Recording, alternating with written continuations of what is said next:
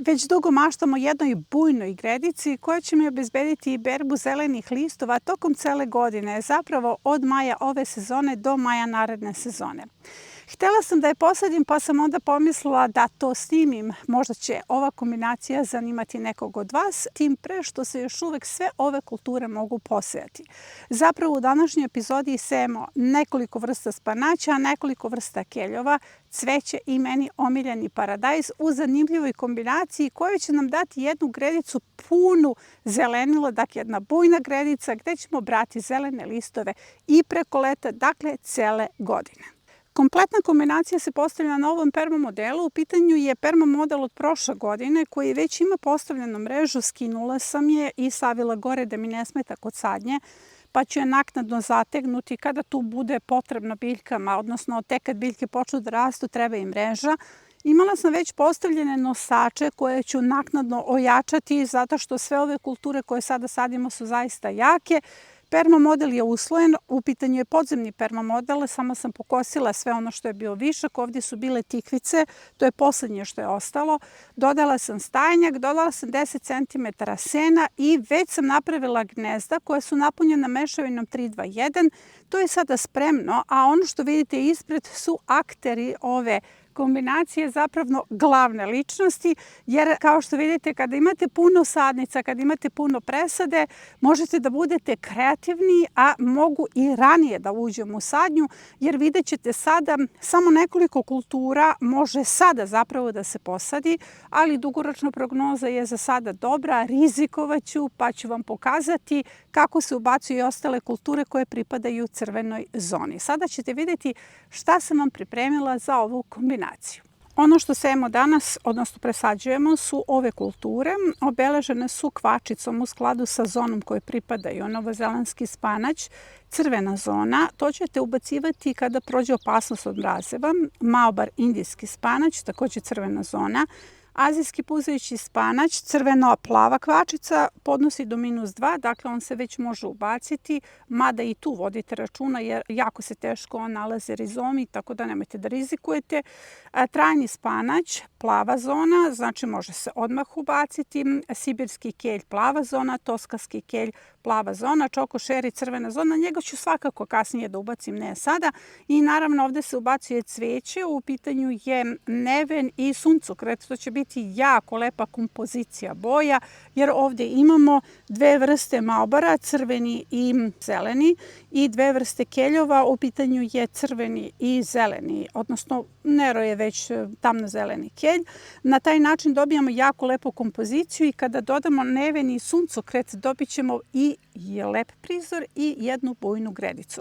Evo, ovo je plan koji možete sada sebi da na neki način i uslikate, jer na nosače ide azijski spanać, maobar ide na mrežu, novozelandski ide ispred, on je puzavica i on će se zaista raširiti kao grm, dok keljovi idu u sredinu. Sada ćete vidjeti kako izgledaju sadnice. Azijski puzajući spanać, ja ću ga inače ošišati pre nego što ga posadim, jer on je otišao, evo pogledajte, u visinu, sve ovo sad jestivo, uživaću u salati, ali skratit ću ga zato što on svakako pušta svoje bočne izdanke, evo mogu vam pokazati ovde kako ide bočni izdanak, tako da ću ga skratiti kako bi se biljka lakše primila, jer što biljka ima veću biljnu masu, koren teže podnosi presadnju i prema tome on će krenuti zapravo tačnije sada kada ga orežem odozdo sa više loza odjednom. Ima mesnate listove, listovi su nekako kao blago kiselkasti, dakle kao neka kiselica, vrlo su mesnati. Podsećaju na baobar, ali su manji od njega i može se brati do prvih mrazeva, biće velika zelena berba. Rekla sam jednom da me najviše list podseća, odnosno ukus na matovilac, i matovilac mi je teško da berem, a ovo će mi biti lako da berem. Sibirski kelj ne moram posebno da predstavljam. U pitanju je kultura koja podnosi i -25. Nadam se da ću da ga odbranim od stenica, zato što se mnogo bolje ponaša kada ga posadim u jesenjoj zoni. Sadit ću ga i u jesenjoj zoni, ali ja ga zaista želim sada kao prizor i koristim ga u smutijima, u svim varivima, pravim peciva od ovog kelja i jedem ga sirovog kada su u pitanju mladi listovi. Indijski spanać, maobar, posadit ću samo 4 sadnice. Naravno, uvek imam u rezervi zato što se može desiti da mraz potencijalno ošteti ako ga bude. Dugoročna prognoza je za sada dobra. Ovo je crveni, ovo je zeleni. Idu na 50 cm razmaka, dakle na ovu moju mrežu koja je 2 metra duga, samo 4 sadnice i ja ću ih saditi naizmenično, jedan zeleni, jedan crveni. Još uvek ovo možete da posejete i još uvek možete da postavite kompletnu ovu gredicu. Novozelandski spanać, jako spora kultura. Kada ga posejete, sačekajte sigurno nekih 20 dana da nikne. Kada niče, on izgleda kao možda neki paradajz ili paprika, jako sporo raste. Ovo je posejano tamo negde gotovo pre 2 meseca i evo sada su ove sadnice spremne za ubacivanje. Ide takođe na 50 cm. Ja mislim da ću ga ovde ubaciti na nešto uže 40. U pitanju su grmovi. Što ga više režete, on pravi bujniji grm. Može se brati do prvog mraza. Toskanski kelj Nero ima izuzetno mesnate, tamne listove, možda čak i moj omiljeni kelj, zato što je ukus njegovih listova nekako orašast. Dakle, vrlo izdašna kultura i savjetujem ako ste u prilici da ga nabavite, možete još uvek da ga posejete. Trajni spanać kod mene je vrlo mali, neću ga ubacivati u ovakvom izdanju, ubacit ću ga kasnije, ali želim da ga vidite jer sam za decembarski rasadnik posejala crvenu blitvu. U pitanju je moje seme i crvene blitve i trajnog spanaća. I sada kada poraste, još malo ovde ću baciti trajni spanać. Svuda po bašti je ubačena crvena blitva, ali ovde baš želim to što ima u svom imenu spanać. Imaćemo 4 vrste spanaća, upravo zbog toga što ovaj spanać koji sejemo u sistemu za brzi uzgoj vrlo brzo procveta. Zapravo, on može da se jede samo do juna meseca, a nakon toga nam sve što asocira na spanać jednostavno nedostaje. Ukoliko ste ljubitelji spanaća, onda vam spanać zaista nedostaje preko leta, jer spanać koji sejemo, kao što je matador ili neka druga vrsta, odnosno sorta spanaća, već u maju mesecu procveta, odnosno krajem maja procveta, do juna meseca mi već nemamo spanać u bašti, jedemo spanać iz zamrzivača i tek čekamo jesenju zonu za berbu spanaća. Tu je u igru ušla u prošloj godini i trajni spanać kao jedna vrsta blitve, ali to nije rešenje za većinu vas, zato što sam dobila povratnu reakciju da taj ukus blitve ne može da zameni spanać. Zato danas ubacujemo za sve nas ljubitelja spanaća neke nove sorte spanaća koje možete da berete preko leta zato što jako dobro podnose visoke temperature i neće procvetati na visokim temperaturama. Neki od njih jako dobro podnose sušu, kao što je novozelandski spanać. Prema tome, na ovaj način obezbeđujemo trajnu berbu spanaća tokom cele godine. Za sve ovo su gnjezda već spremna. Sa ove strane će ići malbar na mreži koju sam pokupila na 50 cm. Zatim gusto prvo ide sibirski kelj Scarlet na 30 cm gusto. Dakle, želim ovde onako baš gust prizor dve različite vrste kelja. Zatim ispred njega toskanski kelj, takođe gusto na 30 cm i ispred će ići novozelandski spanać na gotovo 50 cm i između na 3 mesta ću staviti po jedan neven iz aprilskog rasadnika, već je nikao. Ovde ide takođe jedan neven, rasporedit ću 3 trajna spanaća, dakle blitva, to je ova kada nikne. Ovde ubacujem na ovaj nosač koji je jak 3 azijska spanaća i sa ove strane ide jedan azijski puzajući spanać, on će se ovde popeti.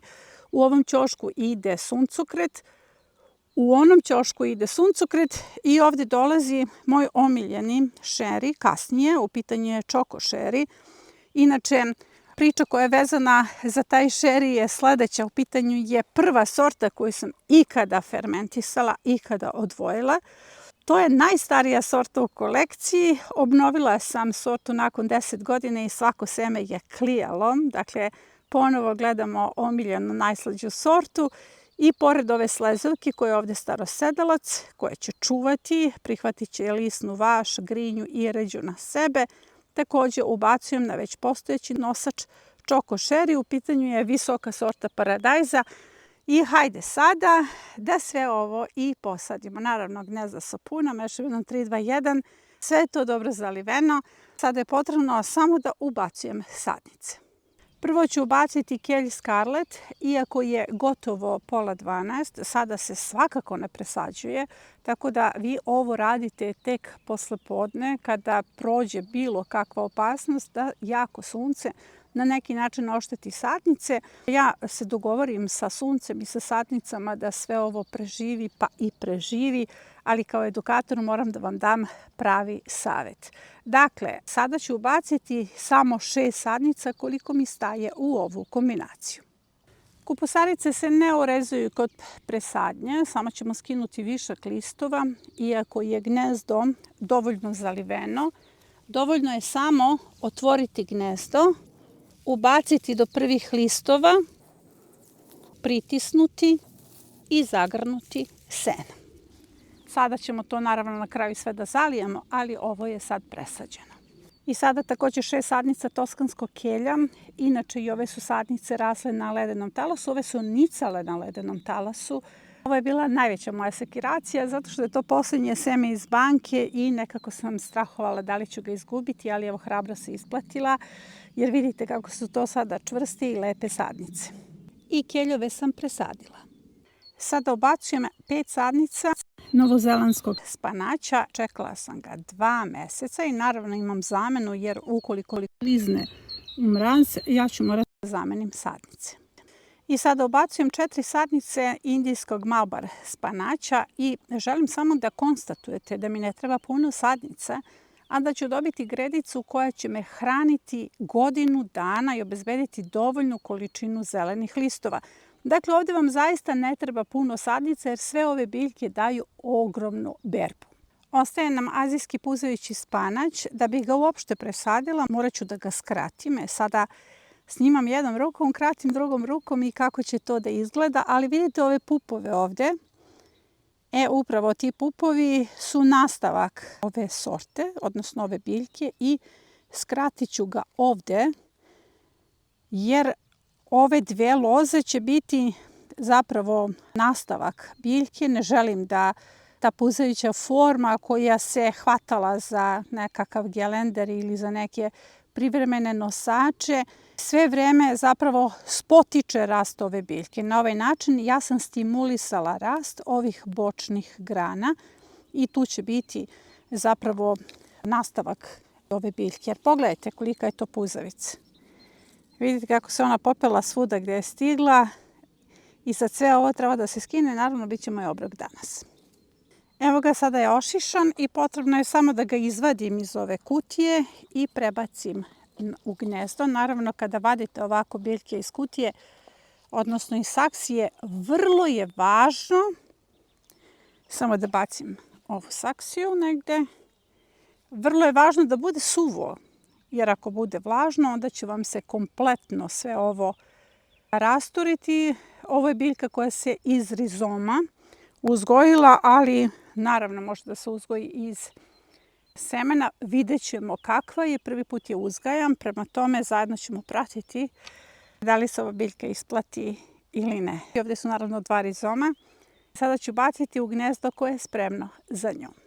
Što se blitve tiče, odnosno trajnog spanaća, ubacit ću ovako male sadnice. Predomislila sam se, daću im šansu jer ipak je to blitva i blitva se zaista brzo prima i ove sadnice će se mnogo pre i brže primiti nego neko veća sadnica. I ostalo je još da ubacim neven i suncokret. Sadnice su male, ali će se brzo primiti. Ovo su sadnice iz aprilskog rasadnika. I ovdje sam sve završila. Nadam se da će se sve primiti, iako je baš jako sunce. Suncokret, azijski spanać, neven, trajni spanać, novozelandski spanać. Mnogo mi se sviđa da izgovaram to spanać jer mu se radujem. Ovi listovi, listnato kelje, njima se radujem. Vidite kako su pali, moram odmah da ih zalijem, ali dobro, to će sve izdržati. Idemo okolo. Vidite ovo. Trajni spanać je ovdje, da ne pravim sjenku, azijski spanać, zatim suncokret, ovdje će doći predivan šeri. Dakle, ovo je gredica koju radim sebi na radost, isključivo. Tu su kulture koje zaista volim da jedem. Nisam ih do sada sadila, pokazivala vama, odnosno nisam ih sadila pred kamerama, zato što uglavnom insistiram da uzgajam ono što poštovani mogu lako da kupe u poljoprivrednoj apoteci, ali ovo se mora svakako seme za svaku ovu kulturu kupiti na nekom sajtu, ali kad jedno kupite seme, možete da umnožite svoje seme kao što sam to ja uradila i onda stalno imate vlastito seme, jer se zaista seme jednostavno uzima pa se isplati. I to je sve za današnju epizodu. Želim da vidite baštu iz ovog ugla. Vidite kako izgleda, odnosno znate šta sam radila juče, sređivala baštu. Također želim da vam pokažem ovo sad za kraj epizode jer je vrlo bitno. Uvod je u narednu epizodu. Ovo su 4 zapravo permamodela koje sam pripremila, podzemni permamodeli za nekih pola sata. Tu su već posađene, odnosno posejane tikve, različite vrste tikava, a sve je to izgledalo ovako.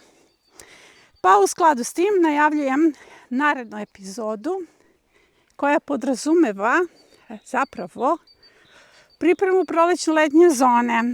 Evo, ovaj deo izgleda sada kao livada, zar ne? Tu gdje su ročna kolica, tačke ili kariole, ali zapravo u narednoj epizodi zajedno vrlo efikasno pripremamo prolećno-letnju zonu. A na koji način je ovo gredica koja nas hrani od maja do maja? Preko leta će nas hraniti sve ove kulture, ali sve ovo što je označeno crvenom bojom su kulture koje će propasti nakon prvog mraza. Dakle, ovdje nam ostaje plava zona, trajni spanać, sibirski kelj, toskanski kelj. Azijski spanać će izdržati -2, ali on će svakako propasti. Tako da nas do narednog maja naredne sezone, hrane zapravo trajni spanać i ovi keljovi. Ali na mesto svih ovih ostalih spanaća planiram da posejem matovilac koji će početi da me hrani, odnosno sve nas može da hrani već od ranog proleća uz ove keljove kao berba mladog lista. I to je sve za današnju epizodu. Nadam se da vam je bila od koristi i da ćete primijeniti ovu kombinaciju pa da beremo zelenu hranu cele godine zajedno. A ostalo mi je još da vas podsjetim da još uvek možete da kupite gotova rešenja. U pitanju su 2 nove verzije projekata bašte. Projekat bašte za 10 gredica i projekat Balkon bio bašte za sve 3 klimatske zone. Prodaja se zatvara 15.5. i zbog mojih unapred isplaniranih aktivnosti više u ovoj sezoni nećemo organizovati prodaju projekata. Dakle, prodaja projekata za ovu godinu se zatvara i više informacija na tu temu možete da pogledate u linku koji će biti postavljen u komentaru ispod ove epizode. Ja vas pozdravljam do naredne epizode.